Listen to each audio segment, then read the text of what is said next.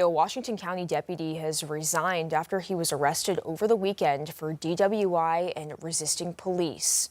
Don Whelchel was arrested in Madison County on Sunday morning and was released the same day. He was also charged with unlawfully operating an ATV. The sheriff's office confirmed Whelchel resigned on Monday. He was with the office for 17 years, most recently assigned to the administrative division.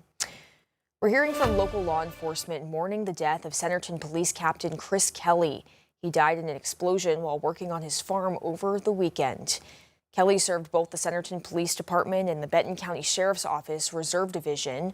Law enforcement leaders say Captain Kelly touched countless lives throughout his career, serving as a leader, mentor, and friend to many. He was named Reserve Deputy in the year 2023 and is being remembered for his dedication to the community and his fellow officers. I've known him over the years through the sheriff's office and through other departments, but this is the first opportunity I've had to work with him, and I had never heard a bad word about him, only positive things, and after working with him I can clearly see why. Yes, sir. Centerton Police says it's been communication with Kelly's family, but they don't have any details on funeral arrangements just yet. The mother of LaFleur County deputy shot and killed in the line of duty is speaking out for the first time. Deputy Walker LeMay was killed on April 19th in Wister, Oklahoma. We recently sat down with his mother, Angela Heavner, and her husband, Joe, who says the family has been overwhelmed with well wishes from all over the country. There's not enough words. I wish I could give each person a hug, just in a personal thank you for the prayers, any kind of support, whether it just be a card, a message on Facebook. We'll hear much more from Angela and Joe, including the support the family has gotten from law enforcement around the country and what they're doing to keep Walker's memory alive. That's in a special report tonight, only on your 5 News at 10.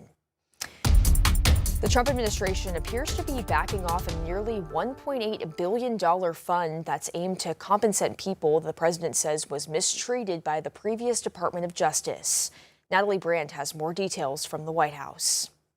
Just a couple of weeks after announcing a new fund aimed at compensating people the president says were unfairly targeted for prosecution by past administrations. These were people that were weaponized and really treated brutally by a system that was so corrupt, with corrupt people running it. Now the Justice Department says it will comply with a judge's order to temporarily block the fund.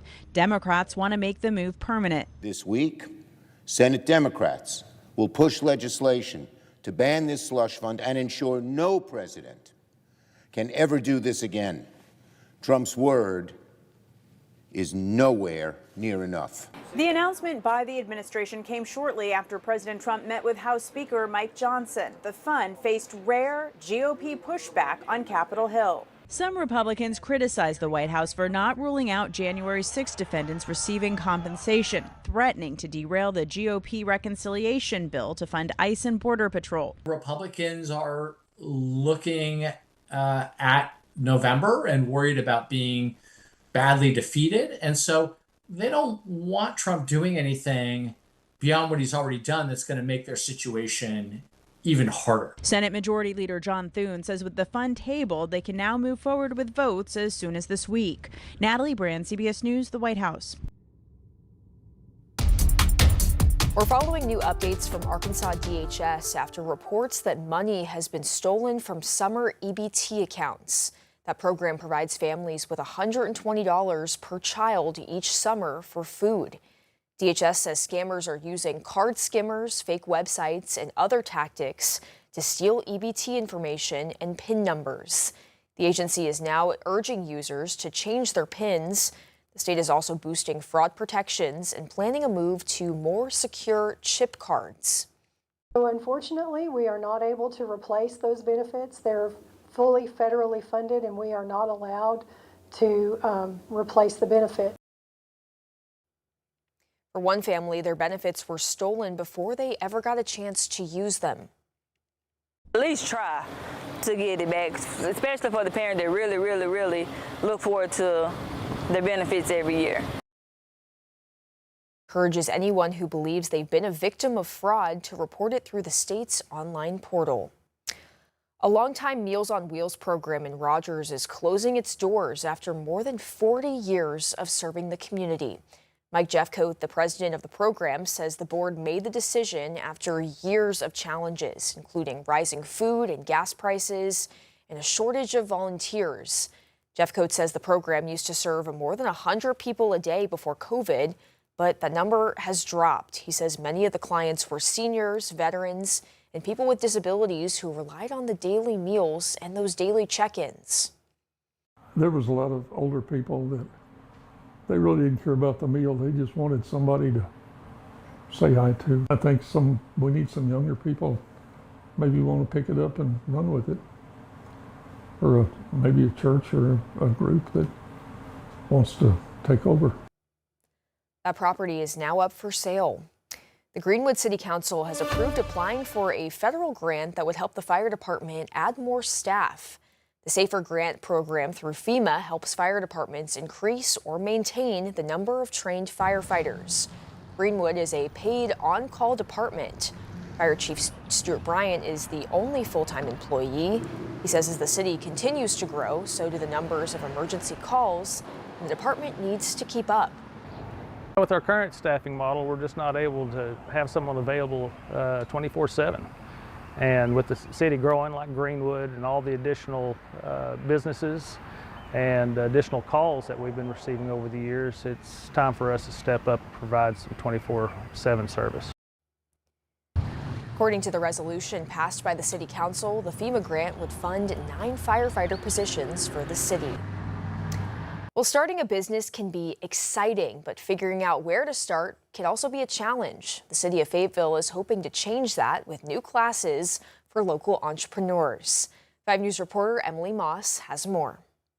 The city of Fayetteville says they've heard from aspiring business owners that they have an idea, but they're not quite sure how to execute it. And that's what's inspired this new push with a new webinar series focused on helping them make that first step.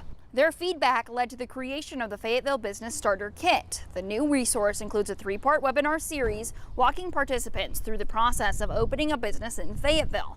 Fayetteville Director of Economic Development Devin Hallen says the series will start with the basics before diving into some of the more complicated industries. The series is going to dive into the absolute basics first. Then we're going to get into restaurants, food trucks, and bars because they often face more complicated regulations, such as Arkansas Department of Health, alcoholic beverage control.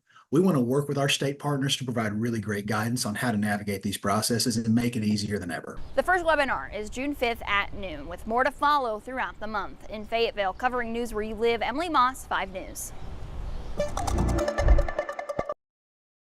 Town Hall on Medicaid work requirements taking effect next year. The free event will take place at Mercy Hospital in Fort Smith from 2 to 3.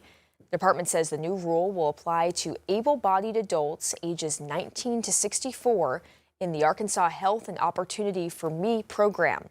They'll be required to work, volunteer, or go to school for at least 20 hours per week. Arkansas DHS says today's event will give an overview of the requirements and give people a chance to ask questions. Well, June is Pride Month and celebrations are starting across the area. A Pride drag show is Friday in Fayetteville, followed by the Big Game Market Saturday in Springdale and a Pride Brunch Sunday in Bentonville. In Fort Smith, Pride Month events begin Friday at Goat House. Northwest Arkansas Pride Weekend is set for June 26th through the 28th. For a full list of Pride events happening across the region, you can text PRIDE to the number there on your screen. We'll send you back a direct link with details on Pride events happening this June.